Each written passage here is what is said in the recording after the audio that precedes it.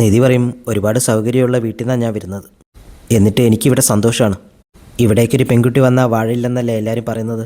പക്ഷേ ഇവരൊക്കെ എല്ലാവരേക്കാളും സ്നേഹത്തിൽ പെരുമാറും. ഈ നാട്ടിൽ ഇത്രയും സ്നേഹമുള്ളൊരു വീട് വേറെ ഉണ്ടാവില്ല. നിങ്ങളുടെ മോളെ കല്യാണം കഴിച്ചു കൊടുക്കുന്നതും കൊടുക്കാത്തതും നിങ്ങളുടെ ഇഷ്ടം. പക്ഷേ ഇവിടെ വന്നിങ്ങനെ പ്രശ്നം ഉണ്ടാക്കാൻ ഞാൻ സമ്മതിക്കില്ല. നിധിക്ക് മുന്നിൽ മറുപടി ഇല്ലാതെ നിന്നു പോവാണ് അവർ.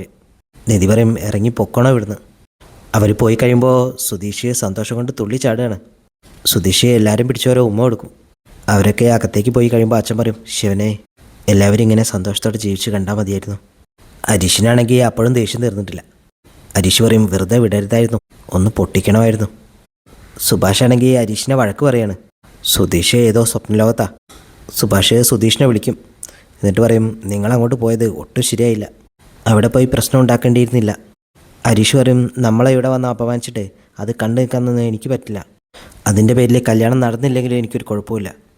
സുധീഷ് പറയും, നിധിയുടെ ഒരു പെർഫോമൻസ് അതായിരുന്നു ഇന്നത്തെ ഹൈലൈറ്റ്. ആ താലി ഉയർത്തിപ്പിടിച്ചങ്ങ് പറഞ്ഞപ്പോൾ പിന്നെ അവർക്ക് മറുപടി ഇല്ലാതായി. ഇത് കേട്ടിട്ട് നിധി ആ താലി ഊരിയാണ് കഴുത്തുന്നത്. എന്നിട്ട് സുധിയുടെ കൈ കൊടുത്തിട്ട് പറയും, ഭദ്രമായിട്ട് എടുത്തു വെച്ചോ. ഇത് കാണുമ്പോൾ എല്ലാവർക്കും ചിരി വരും. അവർ ചോദിക്കും, വല്ല കാര്യം ഉണ്ടായിരുന്നടാ. സുധി പറയും, തന്നാലെന്താ, അവൾ ഈ താലി ഇട്ടിട്ട് സുധീഷിൻ്റെ ഭാര്യയാണെന്ന് പറഞ്ഞല്ലോ. ഈ വീടായതുകൊണ്ട് ഈ താലി ഇടയ്ക്കിടയ്ക്ക് ആവശ്യം വരും. ഭദ്രമായിട്ട് എടുത്തു വെക്കാം. നീതു അവളുടെ ചേട്ടനും കൂടെ അങ്ങോട്ടും ഇങ്ങോട്ടും അടി കൂടുകയാണ്.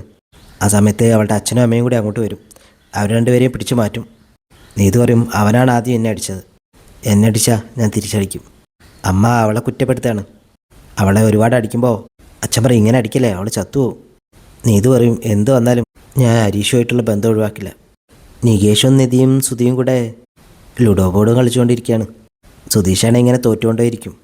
ആ സമയത്ത് ഹരീഷ് അങ്ങോട്ട് വരുമ്പോൾ സുധി പറയും, ഇരിക്കടാ, നീയും കൂടെ കൂട്. ഹരീഷ് പറയും, ഞാനില്ല, നിങ്ങൾക്ക് പിന്നെ ജോലിയൊന്നുമില്ലല്ലോ, ഇഷ്ടം പോലെ കളിക്കാമല്ലോ. സുധി പറയും, ഓ നീയെ എന്നെ കളിയാക്കാൻ തുടങ്ങിയല്ലേ. നിധി പറയും, ഹരീഷേ വാ. ഹരീഷ് പറയും, ഇല്ല എടുത്തി, എനിക്ക് കുറച്ച് ജോലിയുണ്ട്. സുധീഷ് പറയും, ഇന്നത്തെ പ്രശ്നം കൊണ്ട് അവൻ്റെ കണക്ഷൻ പോയി, അത് വീണ്ടെടുക്കാനുള്ള പരിപാടിയിലായിരിക്കും. നികേഷ് പറയും, ഇന്ന് ഞായറാഴ്ചയല്ലേ, എന്ത് ജോലി? നിധി പറയും, വാ കളിക്കാൻ കൂട്. ഹരീഷും കൂടെ അവരുടെ കൂടെ കളിക്കാൻ കൂടുകയാണ്.